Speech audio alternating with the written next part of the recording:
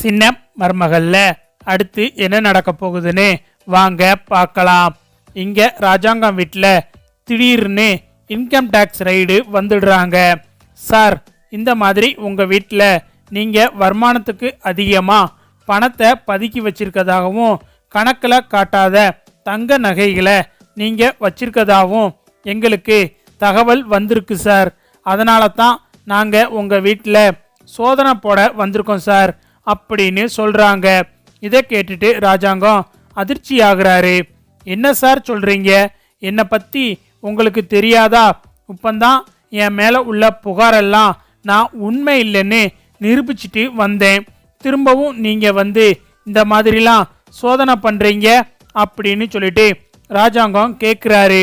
இந்த பக்கம் சேது வந்துட்டு, சார், யார் சார் சொன்னா இந்த மாதிரி எங்கள் வீட்டில் பணம் நகை எல்லாம் இருக்குன்னு?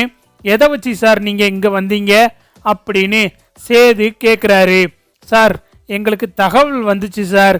உங்கள் வீட்டில் இந்த மாதிரி கணக்கில் வராத நகை பணமெல்லாம் இருக்கிறதா தகவல் வந்திருக்கு சார்.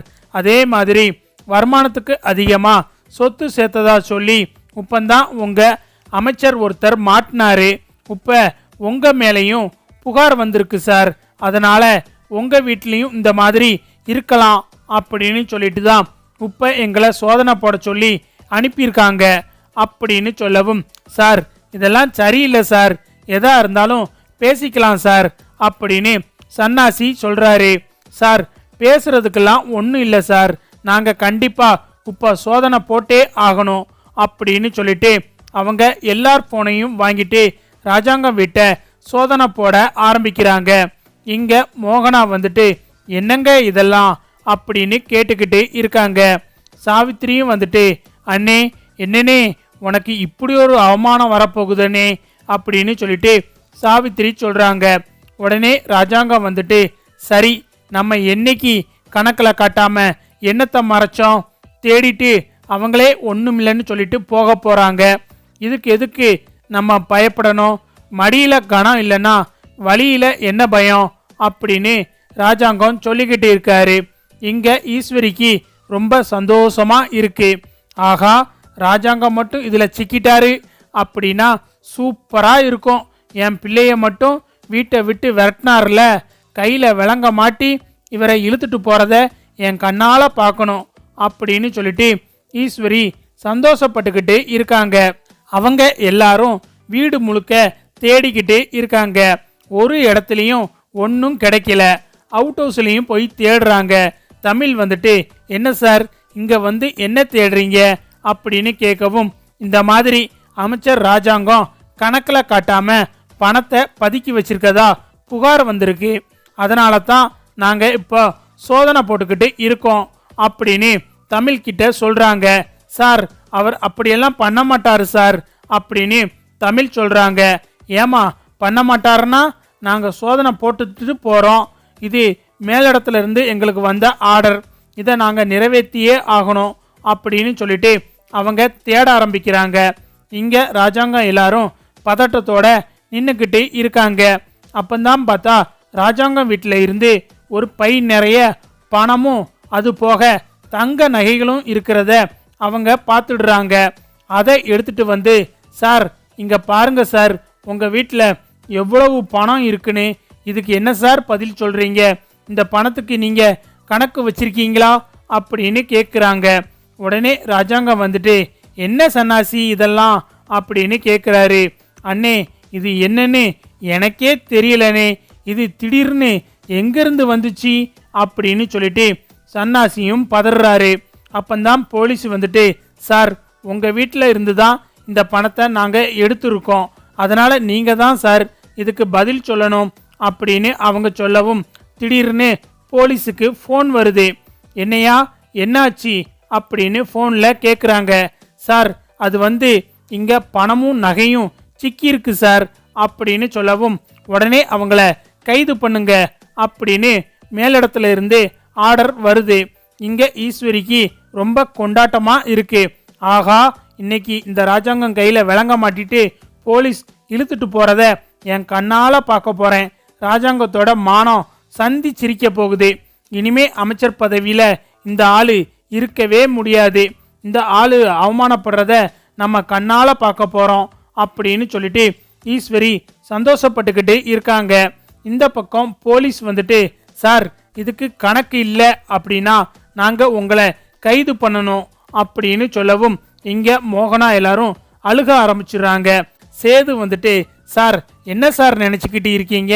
எங்க அப்பா யாருன்னு தெரியும்ல, எப்படி சார் நீங்க எங்க அப்பாவை கைது பண்ணலாம் அப்படின்னு சொல்லிட்டு சேது வந்து கத்துறாரு. சார் இதுல எங்களால ஒன்றும் பண்ண முடியாது சார், மேலிடத்துல இருந்து வந்த ஆர்டர் இது. அது மட்டும் இல்லாம வெளியே பிரஸ் மீடியா எல்லாரும் இருக்காங்க, அதனால நாங்க இதை கண்டிப்பா செஞ்சே ஆகணும் அப்படின்னு போலீஸ் சொல்றாங்க. சரிங்க சார் அப்படின்னு சொல்லிட்டு ராஜாங்கம் கையில விலங்க மாட்டுறாங்க. இங்க ஒட்டுமொத்த மீடியாவும் வெளியே நிக்குது. இதை பார்த்துட்டு ஈஸ்வரிக்கு சந்தோஷம் தாங்கல. ராஜாங்கம் கையில விலங்க மாட்டி போலீஸ் கூட்டிட்டு போறாங்க. அப்பந்தான், ஒரு நிமிஷம் நிறுத்துங்க அப்படின்னு சொல்லிட்டு தமிழ் ஓடி வராங்க. யார்மா நீ? இப்பந்தானே சொல்லிட்டு வந்தேன் சோதனை போடுறாங்கன்னு. அது மட்டும் இல்லாம உங்க வீட்டில் பணமும் நகையும் சிக்கி இருக்கு, இதுக்கு கணக்கு கிடையாது, அதனால அமைச்சரை கைது பண்ணியே ஆகணும் அப்படின்னு சொல்றாங்க. உடனே தமிழ் வந்துட்டு, நீங்க நினைக்கிற மாதிரி எங்க மாமா ஒன்றும் அப்படிப்பட்ட ஆளு கிடையாது, அவரு ரொம்ப நியாயமானவர், எங்க மாமாவை சிக்க வைக்கிறதுக்காக இப்படி பண்ணியிருக்காங்க அப்படின்னு சொல்லிட்டு தமிழ் சொல்றாங்க. என்னம்மா சொல்ற அப்படின்னு போலீஸ் கேட்குறாங்க. தமிழ் வந்துட்டு ஒரு போட்டோவை எடுத்து காட்டுறாங்க.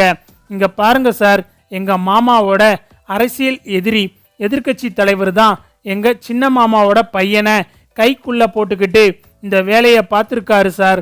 அவரே பணத்தை கொடுத்து இவங்கிட்ட வைக்க சொல்லி இருக்காரு. இதை நீங்களே உங்க கண்ணால பாருங்க அப்படின்னு சொல்லிட்டு தமிழ் அந்த வீடியோவை எடுத்து காட்டுறாங்க. அதுல பார்த்தா எதிர்கட்சி தலைவர் போஸ் கிட்ட பணத்தை கொடுத்து இதை நீ ராஜாங்க வீட்டில் ஒளிச்சு வை அப்படின்னு சொல்லிக்கிட்டு இருக்காரு.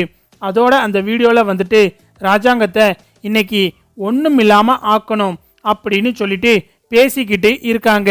சார் இது நான் யதார்த்தமா எடுத்த வீடியோ, இவன் இப்படி பண்ணுவான்னு எனக்கு தெரியாது சார், இதுக்கு பின்னாடி இவ்வளவு இருக்குன்னு எனக்கு தெரியாது.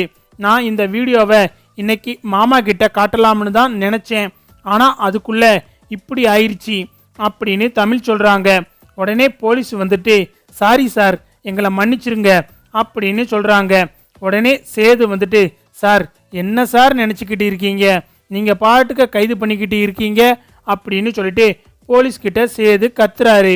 இந்த பக்கம் பார்த்தா ஈஸ்வரி வந்துட்டு, ராஜாங்கத்தை இன்னைக்கு எப்படியாவது கைது பண்ணிட்டு போயிடுவாங்கன்னு பார்த்தா இவ என்னடானா கடைசி நேரத்தில் வந்து காப்பாத்திட்டா, அது மட்டும் இல்லாம நம்ம புள்ளைய வேற இப்படி மாட்டி விட்டுட்டாளே அப்படின்னு சொல்லிட்டு ஈஸ்வரி பதறிக்கிட்டு இருக்காங்க. இங்க போலீஸ் வந்துட்டு, சாரி சார் நாங்க தெரியாம பண்ணிட்டோம், நாங்க அங்க போய் பாத்துக்கிறோம் அப்படின்னு சொல்லிட்டு போலீஸ் அந்த பணம் நகை எல்லாத்தையும் எடுத்துக்கிட்டு போறாங்க. அப்பந்தான் மீடியாக்காரங்க போலீஸ் கிட்ட கேள்வி கேட்குறாங்க. அதுக்கு போலீஸ் வந்துட்டு, அமைச்சர் ராஜாங்கத்தை மாட்டி விடணும்னு சொல்லி எதிர்கட்சி தலைவர் செஞ்ச சதிதான் இது, அதற்கான ஆதாரம் எங்களுக்கு கிடைச்சி இருக்கு, அந்த ஆதாரத்தை எங்க கிட்ட கொடுத்தது அமைச்சர் ராஜாங்கத்தோட சின்ன மருமக தமிழ்ச்செல்வி தான். அமைச்சர் ராஜாங்கம் ரொம்ப நல்லவர், அவர் மேல இப்படி ஒரு பழிய போடுறதுக்காக எதிர்கட்சி தலைவர் இப்படி பண்ணிட்டாரு அப்படின்னு சொல்லிட்டு நடந்த விஷயத்தெல்லாம் மீடியா கிட்ட போலீஸ் சொல்லிடுறாங்க. அடுத்து எல்லாரும் போனதுக்கு அப்புறம் ராஜாங்கம் வந்துட்டு தமிழை கூப்பிட்டு, உனக்கு எப்படி இந்த விஷயம் தெரியும் அப்படின்னு கேட்குறாரு. உடனே தமிழ் வந்துட்டு, மாமா போஸ் நம்ம வீட்டு பின்வாசல்ல இருந்து அந்த எதிர்கட்சி தலைவர்கிட்ட ரொம்ப நேரமா பேசிக்கிட்டு இருந்தான், ஆனா என்ன பேசுறாங்கன்னு என் காதுல விழுகல, 2 பேரும் ரொம்ப நேரமா பேசிக்கிட்டு இருந்தாங்க மாமா, அதனால தான் நான் அந்த வீடியோவை எடுத்துட்டு வந்தேன், உங்ககிட்ட காட்டலாம்னு வரதுக்குள்ள இப்படி ஆயிருச்சு அப்படின்னு தமிழ் சொல்லவும், ரொம்ப நன்றிமா, என்னை நீதாமா காப்பாத்தி இருக்க அப்படின்னு ராஜாங்கம் சொல்றாரு. உடனே அப்பத்தா வந்துட்டு, தமிழே நீ தான் என் பிள்ளையோட மானம் மரியாதை எல்லாத்தையும் காப்பாத்தி இருக்க, அன்னைக்கும் அவனுக்கு பெரிய சிக்கல் வர தெரிஞ்சிச்சு, அதுல இருந்தும் என் பிள்ளைய காப்பாத்தின, இன்னைக்கும் நீ தான் என் பிள்ளைய காப்பாத்தி இருக்க அப்படின்னு சொல்லிட்டு அப்பத்தா சொல்லிக்கிட்டு இருக்காங்க. இந்த பக்கம் பார்த்தா சாவித்திரிக்கும் ஈஸ்வரிக்கும் வயிறு எரிய ஆரம்பிக்குது. அப்பந்தான் சேது வந்துட்டு, இந்த போஸை இன்னைக்கு நான் சும்மா விட மாட்டேன், அப்படின்னு சொல்லிட்டு சேது கிளம்புறாரு. உடனே ராஜாங்கம் வந்துட்டு, ஐயா சேது, போஸை என்ன பண்ணணும்னு போலீஸ் பார்த்துக்கிடுவாங்க அப்படின்னு ராஜாங்கம் சொல்றாரு. இதை கேட்டுட்டு ஈஸ்வரிக்கு பயங்கரமா அதிர்ச்சி ஆகுது. ஐயையோ, நம்ம பிள்ளை போஸ் திரும்பவும் ஜெயிலுக்கு போயிடுவானோ அப்படின்னு சொல்லிட்டு ஈஸ்வரி பதறிக்கிட்டு இருக்காங்க.